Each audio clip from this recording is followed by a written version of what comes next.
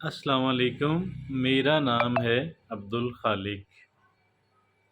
انسان دیگر جو مخلوقات ہیں ان سب سے زیادہ سپیریئر ہے اللہ کی مخلوق، اور اللہ رب العزت نے جو اس کو سپیریارٹی بخشی ہے، طاقت جو بخشی ہے،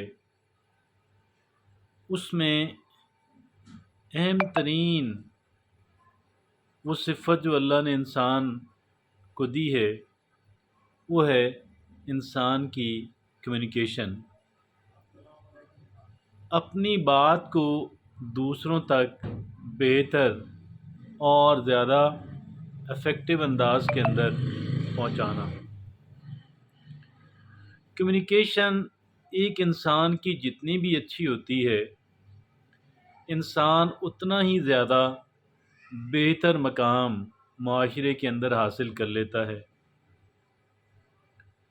اور یہ بھی کہا جاتا ہے کہ all problems are communication problems۔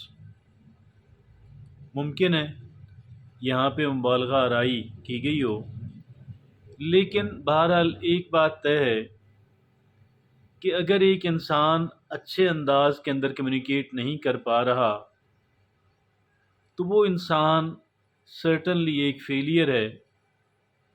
اور اگر ایک انسان کو دنیا کے اندر کامیابی حاصل کرنی ہے، بہتر زندگی گزارنی ہے، تو اس کے لیے دیگر انسانوں کے ساتھ مل جل کے رہنا، ان کے ساتھ بہتر انداز کے اندر کوآرڈینیٹ کرنا اسینشل لازم ٹھہرتا ہے۔ اور یہ سب کچھ صرف اسی صورت کے اندر ممکن ہے کہ جب ایک انسان جو ہے وہ بہت اچھا کمیونیکیٹر ہو، اس کی کمیونیکیشن بہت اچھی ہو۔ آج ہم اسی کو موضوع بحث بھی بنانے جا رہے ہیں۔ 5 effective communication skills that don't require you to speak more۔ 5 effective communication skills that don't require you to speak more۔ ایسی 5 مؤثر کمیونیکیشن سکلز جو ہیں وہ انسان حاصل کر لے تو اسے زیادہ بولنا نہیں پڑتا، بہت زیادہ پھر محنت نہیں کرنا پڑتی لوگوں کو اپنی بات سمجھانے کے اندر، لوگوں تک اپنی بات بہتر کمیونیکیٹ کرنے کے لیے۔ تو وہ کون سی بہتر وہ کمیونیکیشن سکلز ہیں؟ سب سے پہلا اس کی جو ابتدا ہوتی ہے وہ ہوتی ہے ایکٹیو لسننگ سے۔ آپ یقین کریے کہ ہم جتنے اچھے لسنر ہوتے ہیں اتنے ہی بہتر کمیونیکیٹر ہوتے ہیں۔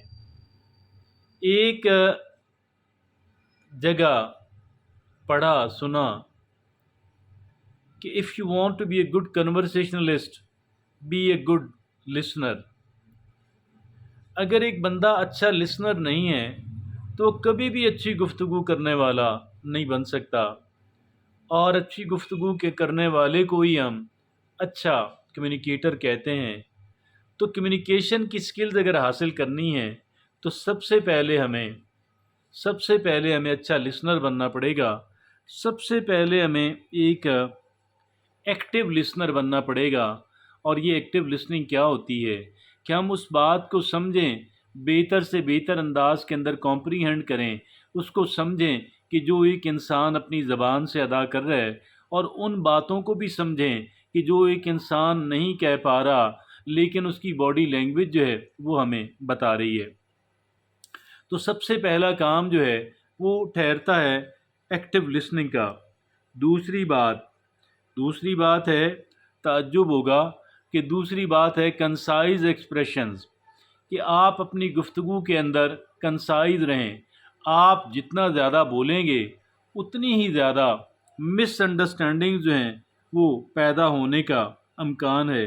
the more you talk the greater the chances of misunderstanding and losing interest۔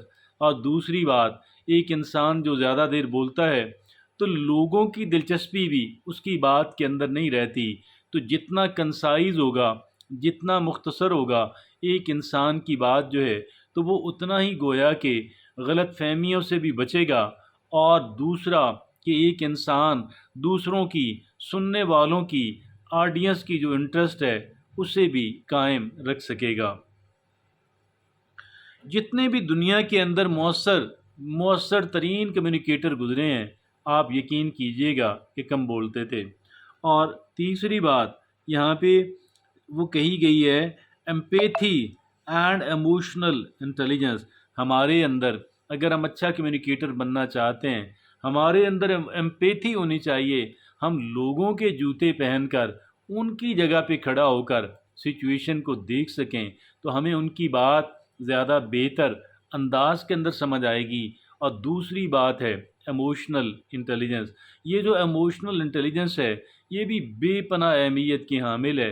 ایک انسان کے خوش رہنے کے اندر اس کا دیگر لوگوں سے بہتر تعلقات کے اندر جتنا بڑا کردار ایموشنل انٹیلیجنس کا ہے، شاید کسی بھی چیز کا نہیں ہے۔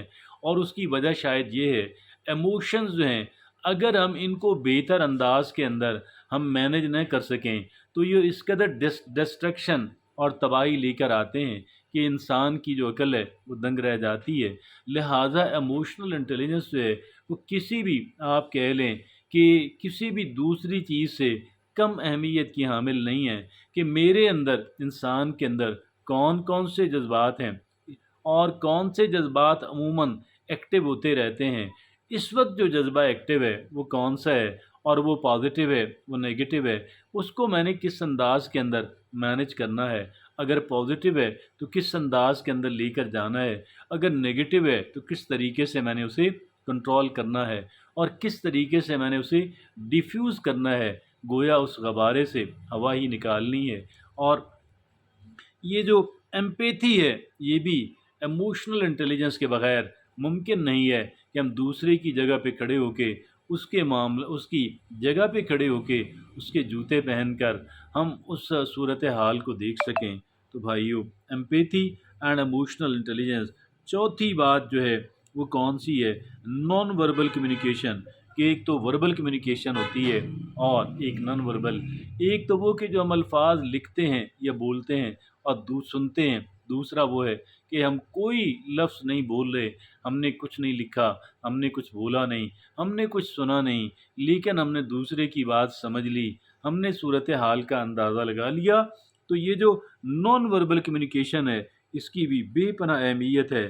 Body language non verbal communication ہے، facial expressions non verbal communication ہے، tone of voice non verbal communication ہے۔ ایک انسان کی جو باڈی لینگویج ہے، ایک انسان کا جسم کیا بتا رہا ہے، اس کے چہرے کے تاثرات کیا ہیں، اور اس کی جو آواز کا جو ٹون ہے وہ کیسا ہے، تو یہ ساری باتیں اور اس کے علاوہ بھی یہ نان وربل کمیونیکیشن کے اندر آتی ہیں۔ ہم نے دوسروں کی نان وربل کمیونیکیشن کو انڈرسٹینڈ کرنا ہے، پک کرنا ہے، اور اپنی جو نان وربل کمیونیکیشن ہے اس کو بہتر کرنا ہے۔ پانچویں اور آخری ہے اڈاپٹیبلٹی، کہ آپ لکیر کے فقیر نہ ہوں بلکہ جیسا بندہ ہو اس انداز کے اندر اسے بات سمجھانے کی کوشش کریں۔